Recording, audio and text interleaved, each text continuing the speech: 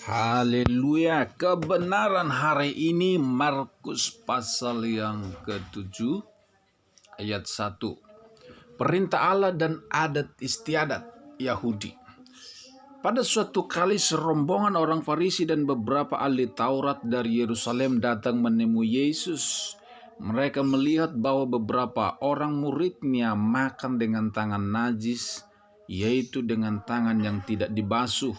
Sebab orang-orang Farisi seperti orang-orang Yahudi lainnya tidak makan kalau tidak melakukan pembasuhan tangan lebih dulu.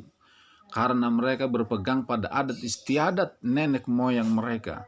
Dan kalau pulang dari pasar mereka juga tidak makan kalau tidak lebih dulu membersihkan dirinya. Banyak warisan lain lagi yang mereka pegang, umpamanya hal mencuci sawan, kendi, dan perkakas-perkakas tembaga. Karena itu orang-orang Farisi dan ahli-ahli Taurat itu bertanya kepada Yesus, "Mengapa murid-muridmu tidak hidup menurut adat istiadat nenek moyang kita, tetapi makan dengan tangan najis?"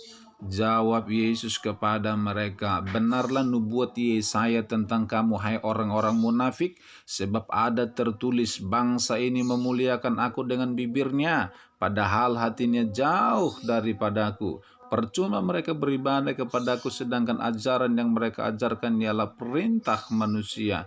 Perintah Allah kamu abaikan untuk berpegang pada adat istiadat manusia."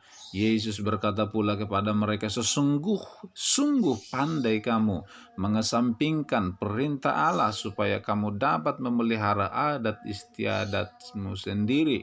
Karena Musa telah berkata, hormatilah ayahmu dan ibumu, dan siapa yang mengutuki ayahnya atau ibunya harus mati. Tetapi kamu berkata, kalau seorang berkata kepada bapaknya atau ibunya, apa yang ada padaku yang dapat digunakan untuk pemeliharaanmu, sudah digunakan untuk korban, yaitu persembahan kepada Allah, maka kamu tidak membiarkannya lagi berbuat sesuatu pun untuk bapaknya atau ibunya. Dengan demikian firman Allah kamu nyatakan tidak berlaku demi adat istiadat yang kamu ikuti itu, dan banyak hal lain seperti itu yang kamu lakukan."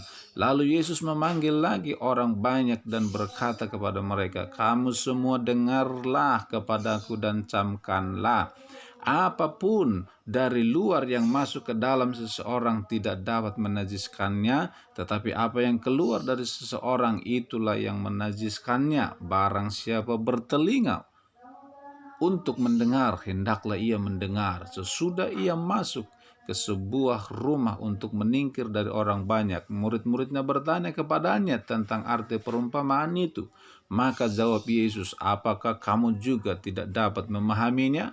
Tidak tahukah kamu bahwa segala sesuatu dari luar yang masuk ke dalam seseorang tidak dapat menajiskannya, karena bukan masuk ke dalam hati, tetapi ke dalam perutnya, lalu dibuang ke jamban. Dengan demikian ia menyatakan semua makanan halal."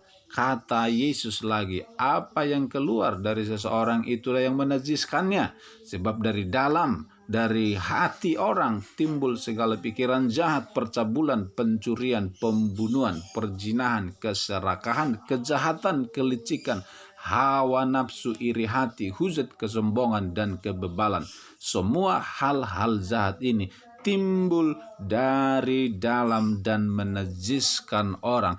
Kebenaran hari ini adalah mementingkan Tuhan daripada adat istiadat.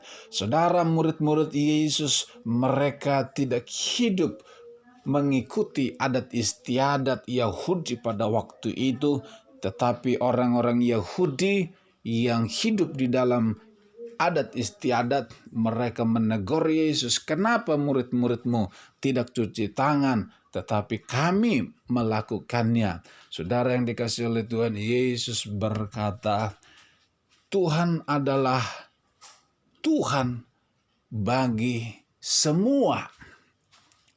Bangsa Yahudi, mereka masih terikat dengan adat istiadat.